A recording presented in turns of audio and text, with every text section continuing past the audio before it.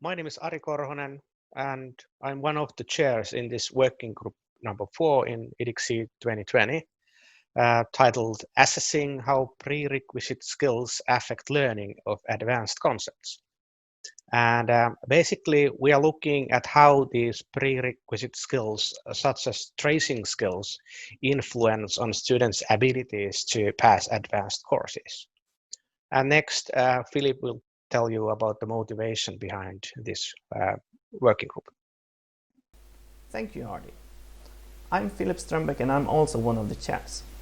The idea behind this working group came from a few observations. First and foremost, advanced courses assume that students have some grasp of the prerequisites of the course. This is of course unsurprising, since the goal of the advanced course is to advance the students' knowledge. As many of you certainly have noticed, many students do struggle with the prerequisites still, even though they are important for learning the advanced topic and even though the students have previously passed a prerequisite course. Secondly, many assessments used for the advanced topics do not really distinguish between failure due to lacking prerequisite skills and advanced skills.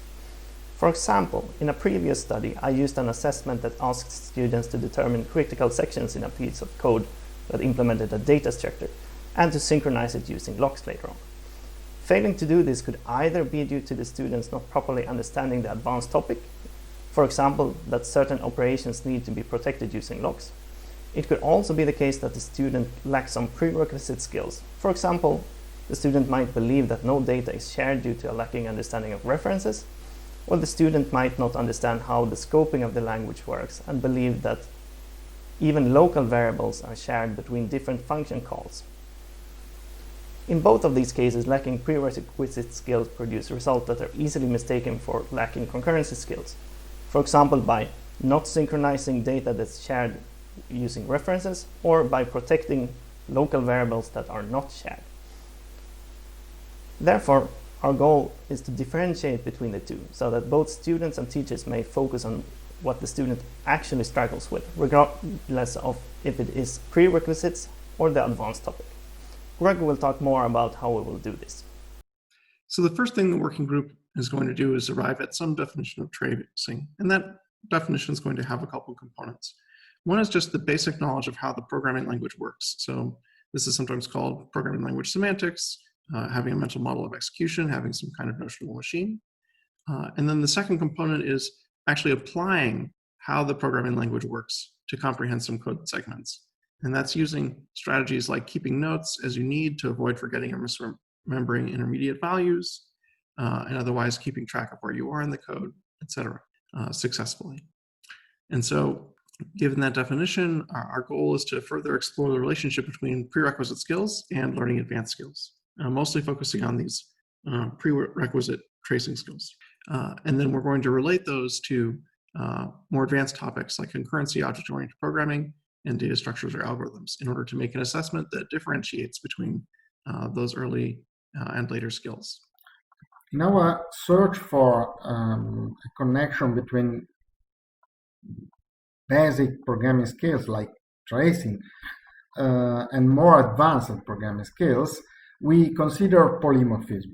That is the fact that in an object-oriented language with a static type system like Java, a reference can point to different objects of any subtypes during the program lifetime. The basic idea is to have a matrix. On one dimension, you can put the tracing weaknesses that a student can have, and on the other dimension, you can consider the evolution of the ability of dealing with polymorphism. And one can imagine that if a student, for example, have a problem with the understanding of reference and value semantics, even if he can identify correctly a subtyping relationship, he or she will probably have problems in using these reference properly. Here's a table that relates some weaknesses that you might have in tracing knowledge versus different developmental stages you might have as you gain more and more concurrency knowledge. And so we're going to take some of these well-known weaknesses. For example, some students don't know when local variables in a function call, let's say, are shared versus not being shared. And so if you're not able to tell what local variables are shared, then as you're trying to develop concurrency knowledge where you need to identify shared data that's going to potentially cause concurrency issues, you're going to misidentify that data. You might identify too much data as being shared. And then later on, as you're trying to develop more advanced knowledge of how you might lock that shared data or make the concurrency problems with shared data go away, then you're going to, perhaps add too many locks. You don't understand how locking works, but instead you understand correctly how locking works, but not correctly what actually needs to be locked. Or potentially you might not understand the consequences of different locks and how they might interact. And that interaction of different locks might be a part of an advanced skill.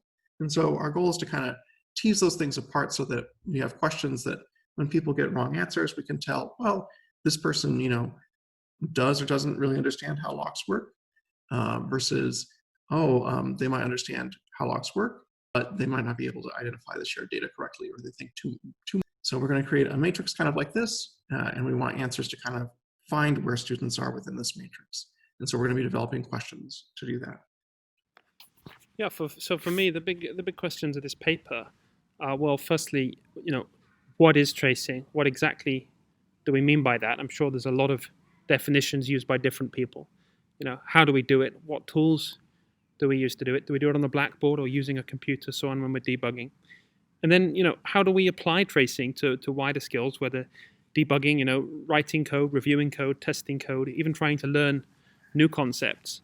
Even if we don't use a pen and paper, do we still trace through code in our heads? Maybe if we're a bit more experienced, maybe we do it without even thinking about it. Is it a means of teaching about programming, a means of assessment? Is it a useful skill in its own right, which needs to be taught?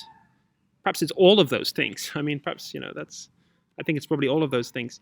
How does tracing relate to topics like concurrency and polymorphism? Is tracing skills a prerequisite for learning about those topics? But then that begs the question, what does tracing mean in the context of a concurrent application? Or more broadly, what mental models do we use to think about concurrent programs and concurrent programming?